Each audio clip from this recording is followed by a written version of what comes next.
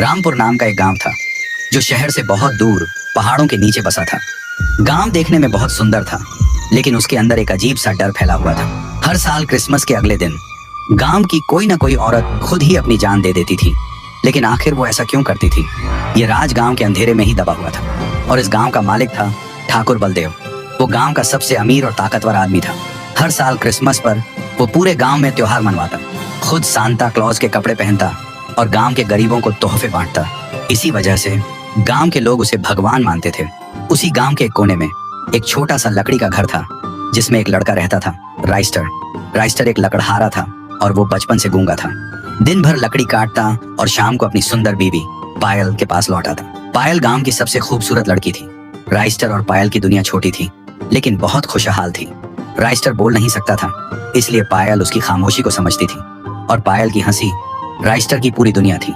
देखते ही देखते इस साल का क्रिसमस आने वाला था। पायल और राइस्टर बाजार जा रहे थे, तभी ठाकुर ने पूरे गांव में ऐलान करवाया, सुनो सुनो सुनो गांव वालों, इस साल क्रिसमस के दिन गांव में सज धज का मुकाबला होगा। जो भी औरत अपनी खूबसूरती, अदा और अंदाज से हर नजर को रोक दे, हर दिल को अपनी तरफ खींच ले, उसे क्रिसमस क्वीन का ताज पहनाया जाएगा और उस खूबसूरती का इनाम होगा पूरे 5 लाख रुपए।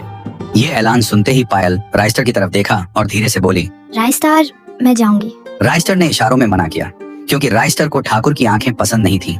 लेकिन पायल ने कहा, राइस्टर, अगर हम जीत जाएं, तो 5 लाख रुपए से हम तुम्हारा इलाज करवा सकते हैं। शायद तुम बोलने लगो, मुझे जाने दो प्लीज। राइस्टर मजबूर हो गया, उसने हाँ कर दी।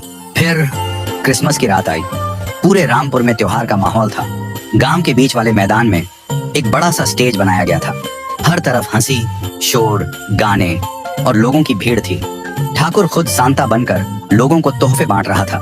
इधर गांव की कुछ औरतें तैयार होकर आई थीं। हर किसी के मन में एक ही सोच थी, शायद इस बार किस्मत बदल जाए। इसी भीड़ में पायल भी खड़ी थी। वो घबराई हुई थी, पर उसकी आंखें बार बार राइस्टर को ढूंढ रही थी। फिर कुछ देर बाद शुरू हुआ सज धज का मुकाबला। एक एक करके औरतें आगे आईं। कोई थोड़ी देर चलती, अपनी सजावट दिखाती और फिर वापस चली जाती। लोग देखते, ताली बजाते और फिर दूसरी औरत आ जाती।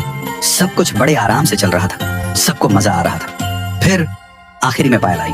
पायल जैसे ही आगे बढ़ी, पूरे मैदान में शोर मच गया। लेकिन राइस्टर का दिल जोर जोर से धड़क रहा था। उधर पायल को देखते ही सांता के भेष के पीछे ठाकुर के चेहरे पर एक हल्की सी मुस्कान उभरी।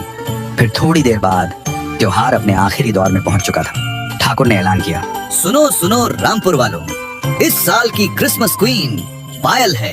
तालियों की आवाज गूंज उठी। कुछ औरतें मुस्कुराईं, कुछ चुप हो गईं।